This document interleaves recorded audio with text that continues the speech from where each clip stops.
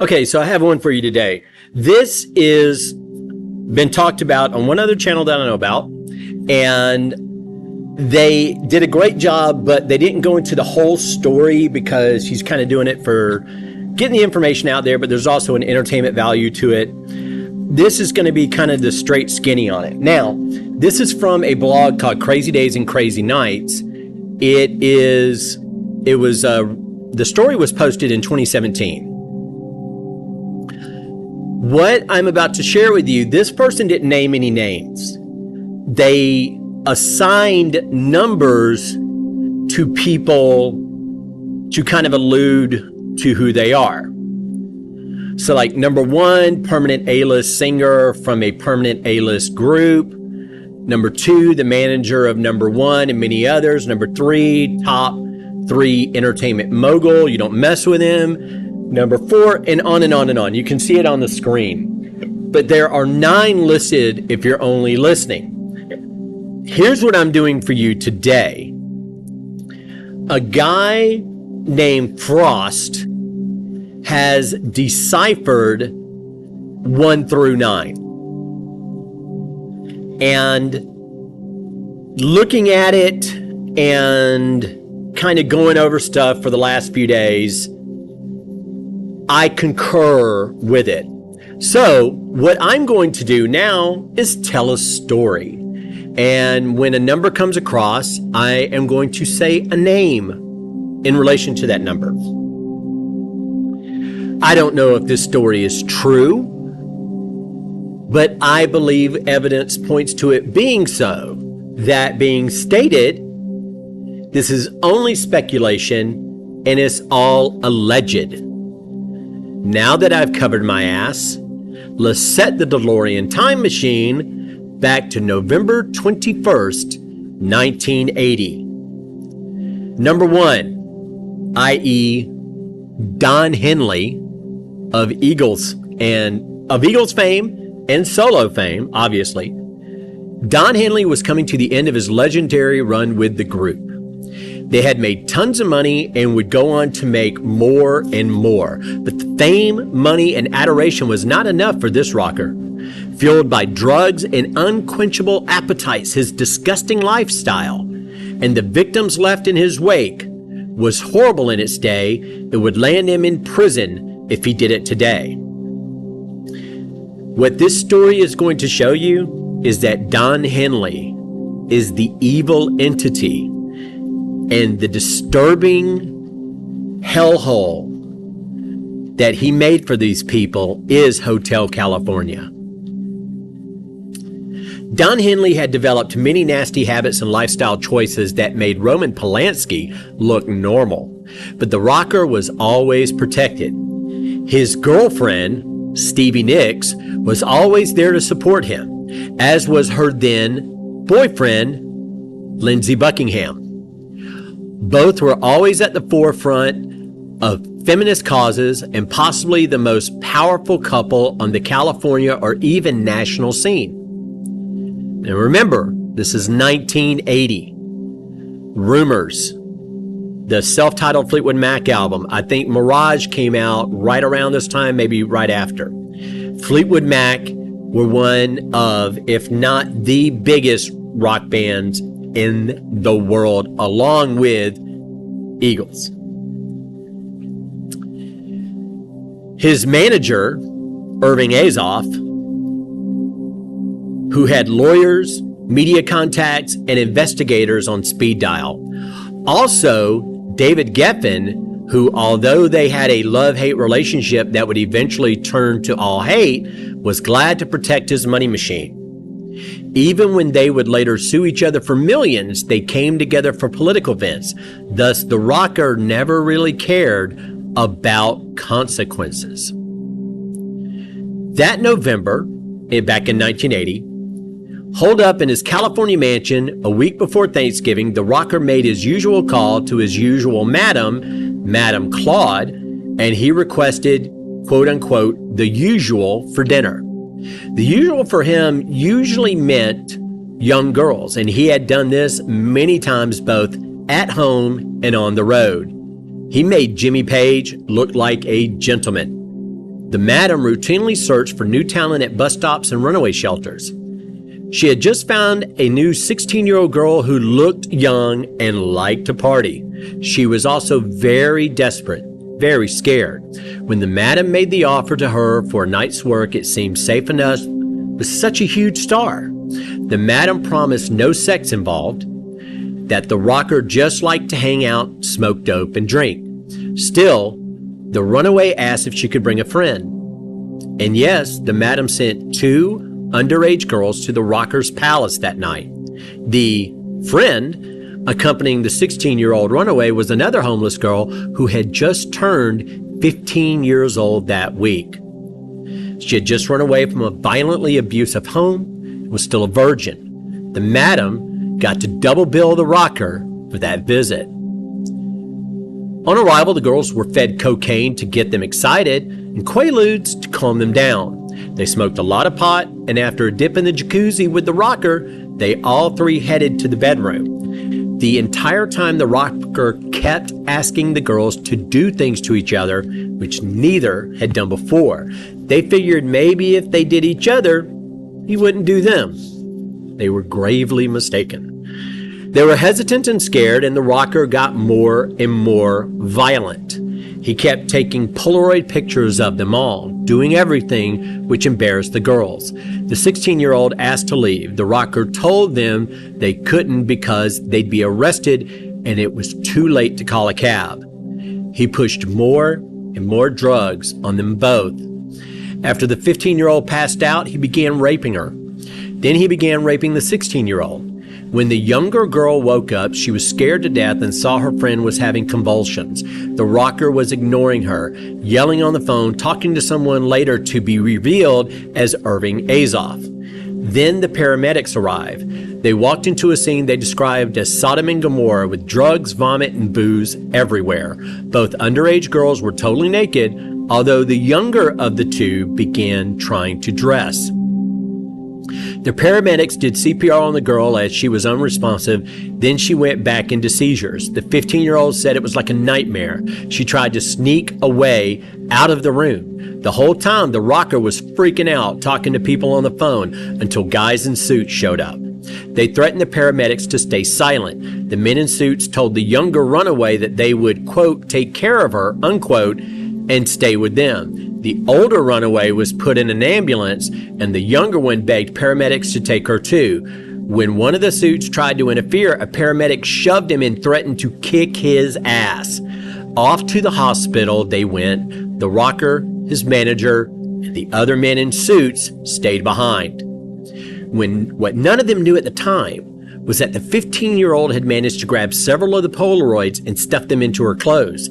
At the time, she was petrified of the cops or her parents finding out, and the proof of her activity was all there in those Polaroids. So she grabbed them, and when the others were distracted, she wanted to destroy them later. At the hospital, the older girl was given medication to save her. Uniformed cops arrived and took statements from both girls. Hours later, one of the men in suits also showed up with a bus ticket and an envelope of cash for the 15-year-old girl. They told her to leave town and not testify or talk to anyone, or else she would be arrested or worse. She left town that day. Irving Azoff and David Geffen wound up spending a lot of cash that Thanksgiving to lawyers, to pay off cops, paramedics, and even a judge. Several reporters were paid thousands to kill the story. Since so many people knew about it, the cops had little choice but to do something.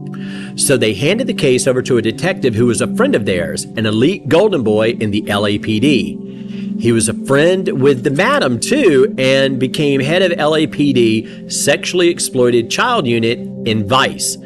Mostly his time was spent taking bribes from executives and covering up cases. Big surprise. The detective made sure the case got downgraded and the evidence was lost. When the judges helped, the entire nightmare for the rocker wound up far different than that of Roman Polanski years before.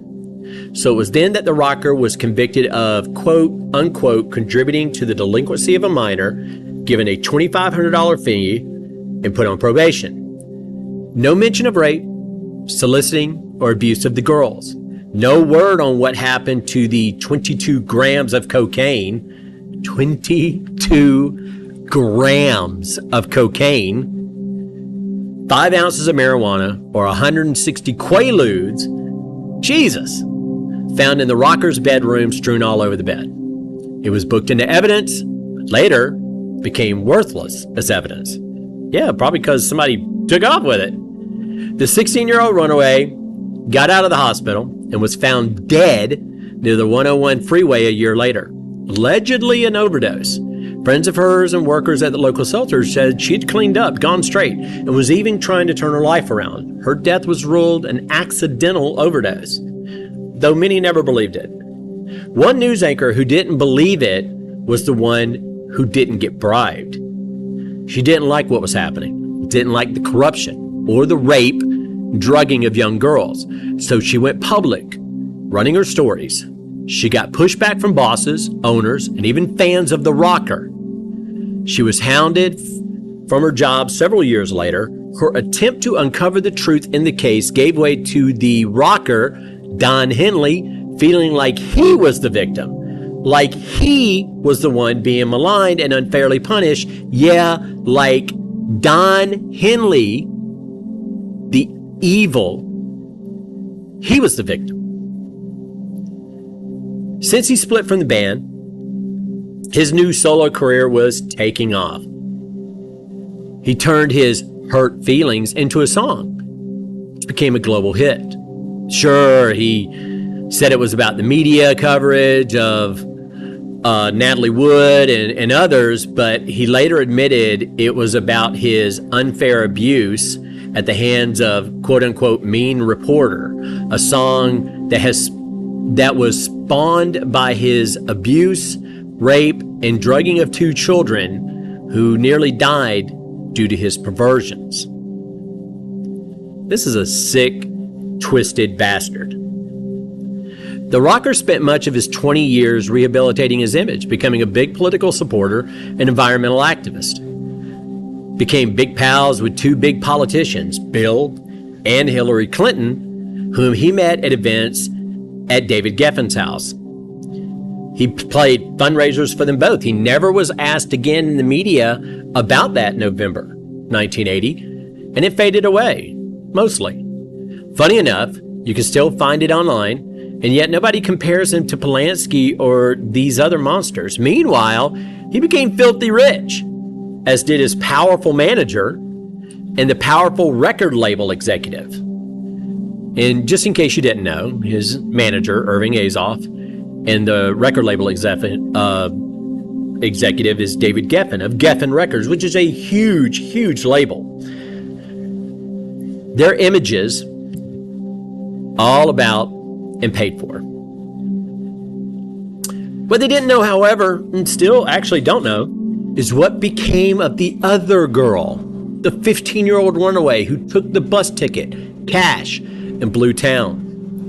She too turned her life around, got straight, found good people up in Northern California to take her in. She went to college, found a nice man, had a family, and settled down. The nice man she married would go on to a nice career in politics. And with his wife's support, he's become one of the most powerful men in California politics. Now, all these years later, that scared runaway girl has grown into a confident, fearless, brilliant woman. She spent the past few years, urged on by her husband and kids, putting her story and the case meticulously back together, piece by piece, legally. Now, as for this woman who was, previously the 15-year-old rape victim, I could not track down, there was speculation, but I really honestly on myself couldn't track down actually who she was or who her husband is. I looked at other people who kind of speculated, but there was kind of nothing there. But to be honest, it's not really important that we know her name. And I say that because this is about exposing those who committed evil, not about bringing to light the victims. That being stated, I wish she would come out and say something. And what I'm about to read to you I have yet to see anything come of it. So we're going to go ahead and continue, but my heart goes out to her. Like I said, even if I found out who she was, I just don't think in good conscience I could say who she is, because this is about the evil. Continuing on. In 2018, she's going to drop a bomb. Now, this blind item from Crazy Days and Nights was posted in 2017. And again, I could not find anything from 2018 on where she's dropped a bomb. In 2018, she's going to drop a bomb of a reveal on Don Henley, the manager, and the ex-label executive. She's prepared a criminal charge against them for many of their misdeeds, which include racketeering, collusion, and criminal conspiracy. Now, before I continue, in California, the statute of limitations on rape is 10 years, so that's way over with. And everything that she's bringing against them, again, have statute of limitations, and I think all, if not, or most, if not all, have expired. So really the only thing she could really do is go after his reputation, which kind of has already happened. A lot of this stuff has kind of come to light, though quietly. It has come to light. There have been news reports and everything about, dirty laundry being aired on Don Henley's 64th birthday and that sort of thing. So he has essentially gotten away with it, but more and more people know, and he's made all the money he cares to make. And is probably still making more money because Eagles are huge. Eagles are huge. His solo career, huge. But anyway, I got distracted. It just, my heart goes out to her. My heart goes out to her and her friend who lost her life a year later. But anyway, let's continue. And she is also hitting them with civil charges, with any funds being set aside for childhood victims. Because you see, those Polaroids she swiped that night, she blew town with them. Years later, she found them and put them in a safe deposit box. She now has many copies, including in her attorney's safe. They too will be revealed in her case, along with hospital records, court records, legal affidavits from old cops and paramedics. There's even a video deposition from the original Madam Claude, back from before her death. And the former Golden Boy detective, he was later caught for his many, many misdeeds and arrested, and he talked too.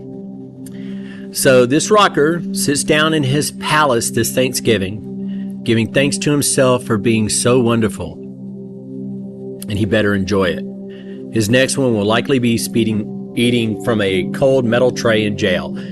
We know that not to be true as the time I'm recording this, which is December of 2023. He and his wealthy mogul pals will be the turkeys, and justice will be served.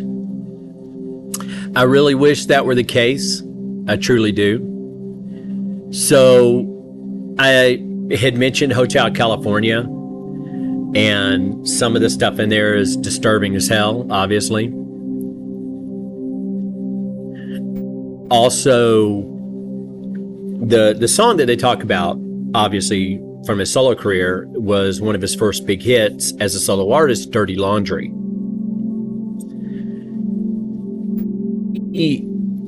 I have no reason, like if half of this was true, it's still awful, but the only thing that I kind of question in the deciphering is Madame Claude. And the only reason that I even mention her name, she's Madame Claude. She's been busted. She's, I think she lives in France, or she did. But she was really big in like the 1960s and 70s. The one that came up later was a woman named, I think her name was Elizabeth Adams, and she was known as Madame Alex. And she's actually the Hollywood madam that Heidi Fleiss stole her little black book. So Heidi Fleiss, she was in with like some big wigs because of a boyfriend, and apparently she became a madam. Heidi Fleiss did, because she stole Madam Alex's little black book. So that's probably the only one I don't agree with, but I really didn't worry about it one way or the other, because Madam Claude, Madam Alex, the madam is not important. Both Claude and Alex were horrible people. But Don Henley, Irving Azoff, David Geffen, Stevie Nicks, Lindsey Buckingham, of course the mention of Natalie Wood, number 7, and that's just, we know that she was probably murdered by her then boyfriend. And I think, Christopher Walken knows it. So that's a story for a whole other thing. And of course, Bill and Hillary Clinton, 2 of the most evil people that's ever been in American politics. And that's saying something. So anyway, I just wanted to share this story with y'all. And I know this is kind of a long one, but there was a lot to uncover here. And I definitely recommend you go and look into this yourself. I am a big Eagles fan. I grew up in the South. Classic rock was our rock before it was referred to as classic rock. And so Eagles, Don Henley, Glenn Frey, Joe Walsh, Don Felder, all those guys, big part of my childhood growing up. And just like in the previous story I had done previously about Janie Lane, my speculation leans towards the lead singer of Judas Priest. I don't say that lightly. I'm a huge, huge Rob Halford fan. I'm a big Don Henley fan. I think he has just this brilliant voice. I love his songwriting. I hate to find these things out about people that I had adoration for. I don't have celebrity heroes. I don't think anyone should. But I do have people that I like. Like Andre Braugher, the actor from, Homicide, Life on the Street, and of course Brooklyn Nine-Nine. He just passed away. I adored him as an actor and as a narrator. I've actually listened to some audiobooks with him, and that voice that is the epitome of gravitas. But you should never... The fascination with celebrity is, I find personally disgusting. I'm with the Romans on the fact that you should treat them akin to how you treat prostitutes. But it is disappointing to find this out about people that you grew up admiring and loving their art. And I'm really hard at separating the art from the artist. I know that's supposed to be a thing, but it's really hard for me to do. Anyway, it's not that I hope you enjoyed it, but I hope this was at least entertaining. I hope you get something out of it. And thanks for joining me. Have a great holiday. Thanks to all my new subs. You guys are fantastic. Y'all have been just most of you have been very nice. Take care of yourself. Talk to you soon. Later.